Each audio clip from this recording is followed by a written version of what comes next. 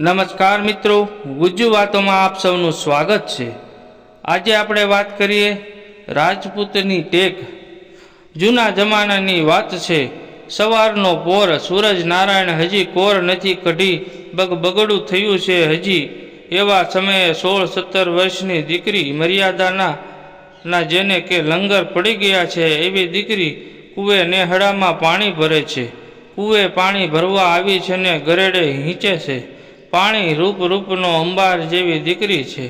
આંખો અણિયારીઓ કાચની કોઈ પૂતળી હોય, માન સરોવરની કોઈ હંસલી હોય। ઉગમણી વાહ વાય તો આથમણે નમે, ઉત્તરે વાહ વાય તો દખણમાં નમે। ચારે દિશાના વાહ વાય તો ભાંગીને ભૂકો થાય। એવી થોડી થોડી માટીની ઘડેલી પૂતળી હોય, આવી જેને કહેવાય એવી દીકરી હો પાણી ભરે છે। એવામાં એક 22 વર્ષનો યુવાન ઘોડો લઈ ઉતર્યો, સવારમાં વહેલો નીકળી ગયો છે। રાતે પોતાના ઘરેથી ઘોડો પરસેવેથી રેબઝેબ છે। પાણી ભરતી બાઈ પાસે ઘોડો ઊભો રાખી એમ કહે છે કે પાણી પીવડાવશો? દીકરી બા કે હા પીવડાવું ને, પાણી આવો। એટલી વારમાં વિચારી લીધું। જૂનો એક જમાનો હતો જ્યારે પાણી પીવાને બહાને અજાણ્યો પુરુષ આવીને બાવડું પકડીને ઘોડા ઉપર બેસાડીને લઈ જાય, એવો એક જમાનો હતો। દીકરી બા કે પાણી તો પીવડાવું, પણ એક વચન આપો, મારા શરીરને તમે સ્પર્શ નહીં કરો। એવું વચન આપો તો હું પાણી પીવડાવું। હું એકલી છું, આજુબાજુમાં કોઈ છે નહીં। જુવાન કહે હા, પણ મારે તમને સ્પર્શ શું કામ કરવો? હું કોઈ પારકી સ્ત્રીને થોડો સ્પર્શ કરું? મારે ખાલી પાણી પીવું છે।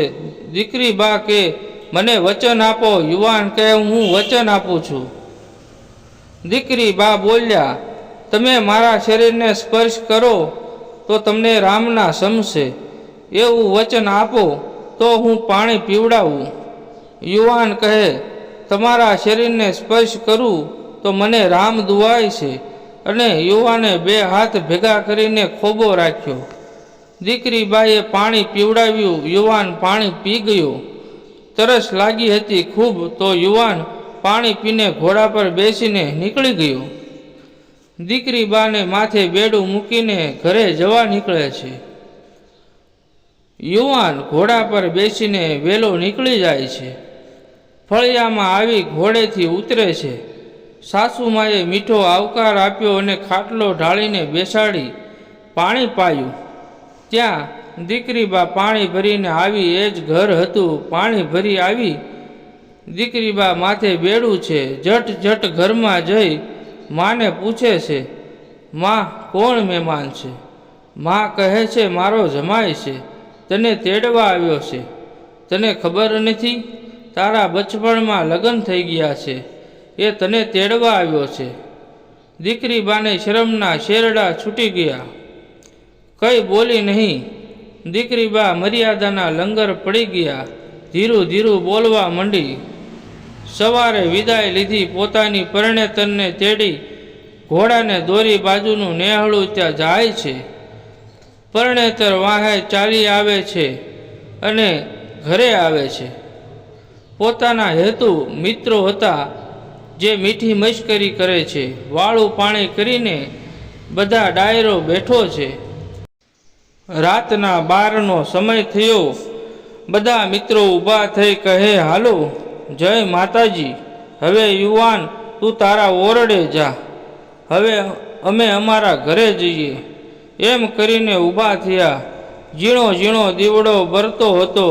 પોતાના પિયુની રાહ જોઈને ઢોલીએ બેઠેલી મર્યાદાના લંગર પડી ગયેલા દીકરી બા રાહ જોવે છે।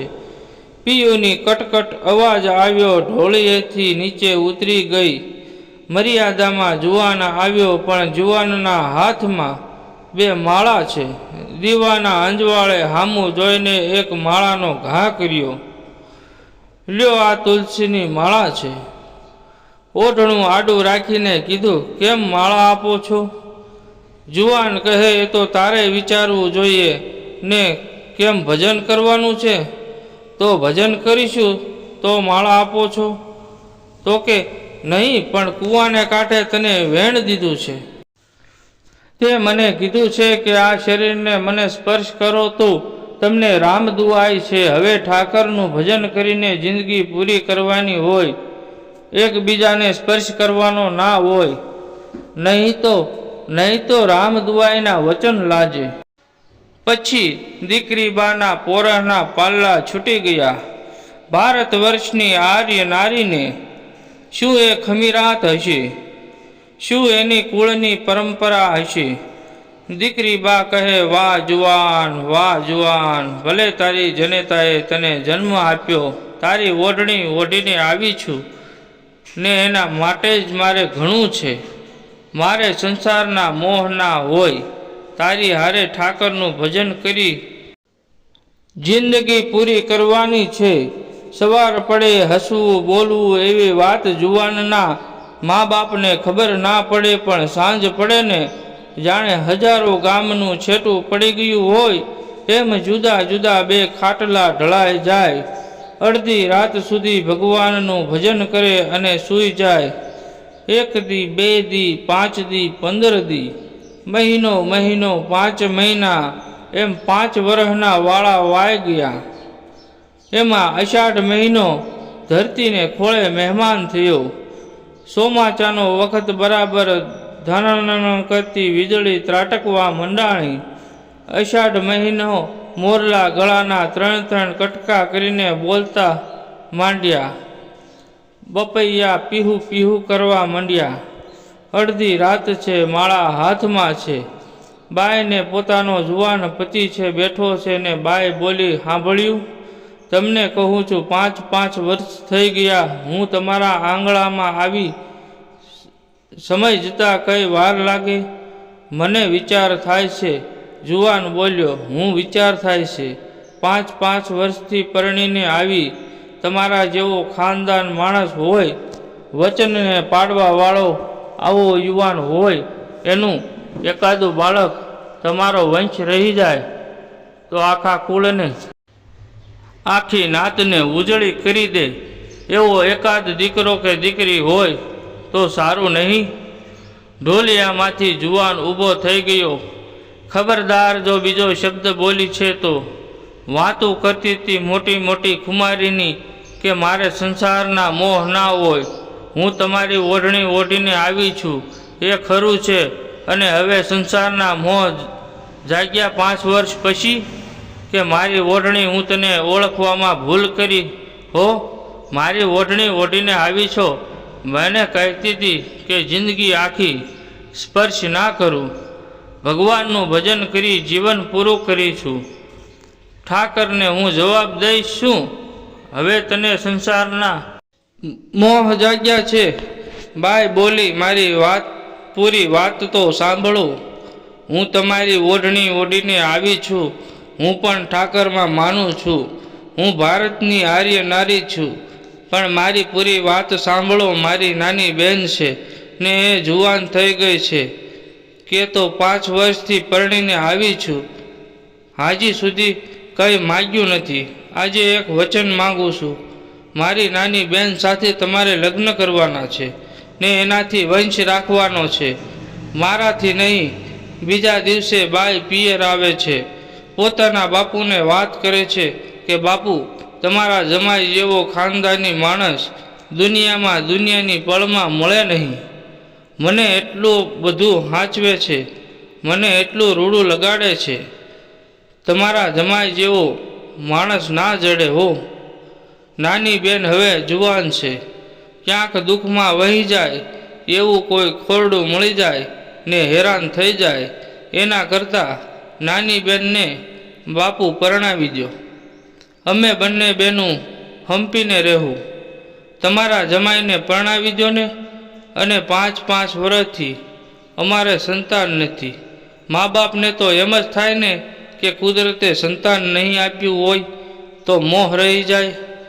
ખાનદાની માણસ છે, અમારે તો સંતાન છે નહીં. બાપુ બોલ્યા, તું કહેતી હોય તો બીજે ક્યાં ગોતવાનું? નાની બહેનનું તું કહેતી હોય તો આપી દીધી.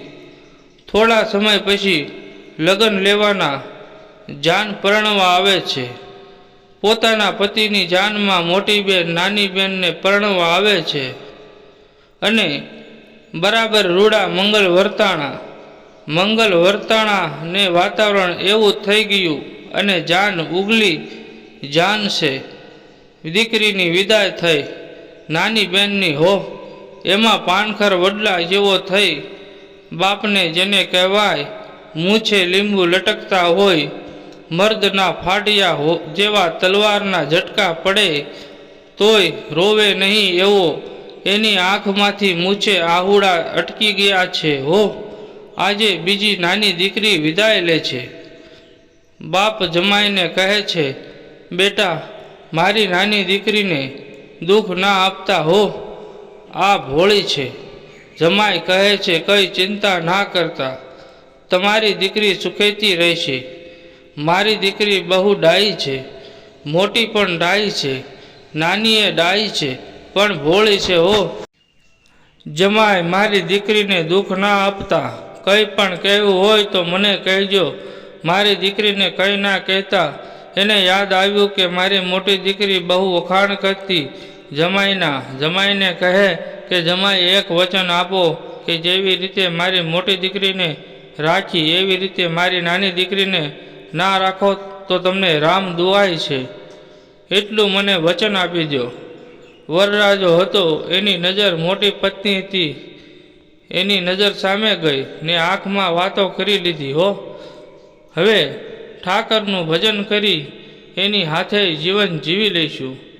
નાની દીકરીને ખબરે નથી અને એને એ ઘટના પરણીને આવ્યો અને જે માળા મોટી પત્નીને આપ્યો હતી એ જ આપીને કીધું કે હું અને તારી મોટી બેન 5-5 વર્ષથી ઠાકરનું ભજન કરીએ ને જીવન જીવીએ છીએ.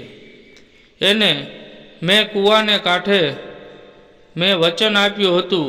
એને કીધું કે સ્પર્શ કરો તો રામ દુઆય, અને તારા બાપે એમ કીધું કે મોટી દીકરીને રાખી એમ નાની દીકરીને ના રાખો તો રામ દુઆય છે.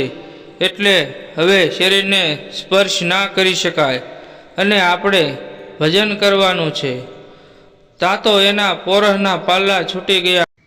બોલી, વાહ જુવાન, વાહ જુવાન, વાહ મોટી બેન, વાહ.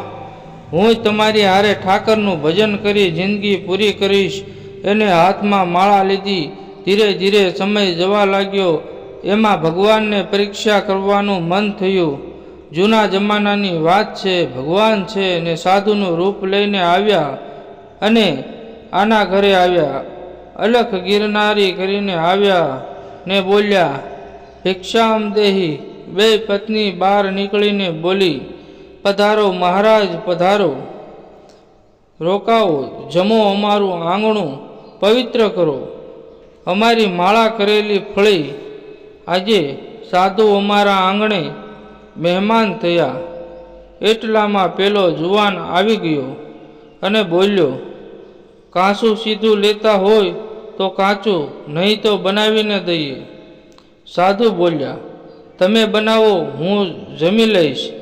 બે બહેનો હંપીને હરખથી અમારે ઘરે સાધુ પધાર્યા, સંત પધાર્યા છે. ભોજન તૈયાર થઈ ગયું. સાધુને બેસાડી દીધા. મીઠા ભોજન પીરસ્યા અને કીધું, મહારાજ જમી લ્યો. મહારાજ કે, જમું, પણ તમારું એકાદું બાળક તો જમવા બેસાડો મારી સાથે.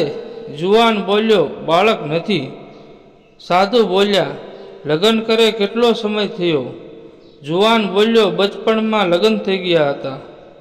આ મારી મોટી પત્ની છે, 5-6 વર્ષથી આવી છે. આ પત્નીને વર્ષથી થઈ ગયું છે. સાધુ બોલ્યા કે સંતાન નથી? તો જુવાન કે નથી, તમે જામી લો.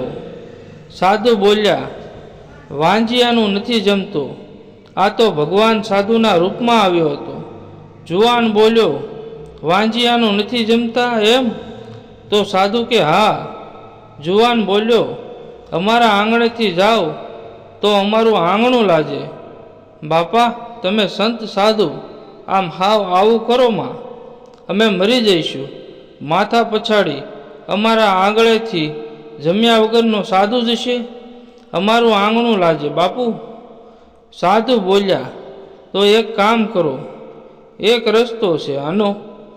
જુવાન બોલ્યો, હું? સાધુ કહે, તારી બે પત્ની કોળિયા લઈ તારા મોઢામાં નાખે અને તું તારી બે પત્નીને મોઢામાં કોળિયા નાખ મારી નજરની સામે. આટલું કરી દો તો જમું. અને વિચાર થયો કે મોઢે કોળિયા દે એટલે અડાઈ જાય, સ્પર્શ થાય, નેમ તૂટી જાય. રામ દુવાય. બાપુ ઊભા રહ્યો, ઘરમાં જઈ આવું. અડી કાઢીને ગયો. બે પત્ની ઘરમાં ગઈ, બારણું બંધ કર્યું. ઓસરીમાં સાધુ બેઠો છે. જઈને નક્કી કર્યું કે હવે બીજો કોઈ રસ્તો નથી. ત્રણે ગળામાં દોરડા નાખીને આડહરે ટીંગાઈ જઈએ, એટલે આશરાનો ધર્મ એ રહી જાય ને અને માણસનું મૃત્યુ ઘરમાં થાય એટલે સાધુ જમ્યા વગર વયો જાય, એટલે આશરા ધર્મ ના લાગે અને આપણું જીવન અહીંયા પૂરું થઈ જાય. બાકી નેમ ના તૂટવો જોઈએ. શું વચનની કિંમત હશે? અને ત્રણે આડહરે દોરડા બાંધીને ટીંગાઈ ગયા અને કોળિયામાંથી પ્રાણ ઉડી. અને સાધુએ ઘડીક રહીને સાદ કર્યો કે કેમ બહાર નથી નીકળતા? સાધુને નથી જમાડી શકતા? આ તો ઠાકર હતો, એને તો બધી ખબર હતી. આમ દરવાજો ખોલી અંદર આવ્યો તો 3 લાશો લટકે છે અને આમ કુંડળમાંથી પાણી છાંટી જાળી લઈને 3 લાશો પર છાંટી દોરડાએ ગાયબ થઈ ગયા ને જણા જણા કરતાં 3 જીવ દીવડાઓ પ્રાગટ્ય હોય એમ 3 જીવતા ઊભા થયા. એવામાં સાધુના વેશે આવેલા ભગવાન અસલ રૂપમાં આવી ગયા ને બોલ્યા, માગી લે. તમારા જેવા ટેકીલા માણસ જ્યાં સુધી ભારતની ધરતીમાં છે ત્યાં સુધી ભારતની સંસ્કૃતિનો વાળ વાંકો નહીં થાય. આજ માંગી લો તમારા માટે. આજે મને પોરહના પાલ્લા છૂટે છે. ત્રણેય બોલ્યા, કંઈ અમારે જોઈતું નથી. આવીને આવી ટેક કાયમને માટે પાડજો, વધારે નહીં. અમારી ટેક જે એકબીજાને સ્પર્શની એ ટેક ના વહી જાય. ભગવાન બોલ્યા, એકબીજાને સ્પર્શના કરવાનો ટેક તો તમે ગુજરી ગયા એટલે તમારી ટેક પૂરી થઈ. પાછા હજીવન કાર્ય હવે અહીંથી સંસાર માંડો. આ તો બીજો અવતાર કહેવાય, આ તો બીજું જીવન કહેવાય. હવે ઓલો જીવ વહી ગયો, સ્વર્ગમાંથી જીવ પાછો લઈ આવ્યો છું, એટલે આ બીજો અવતાર કહેવાય. બે પત્ની સાથે તમે સુખીથી સંસાર માંડો અને પછીથી બંને માણસ સુખીથી સંસાર માંડ્યો. તમે આ વાર્તા વાંચી એ બદલ ખૂબ ખૂબ આભાર. જય માતાજી, જય મા ભવાની.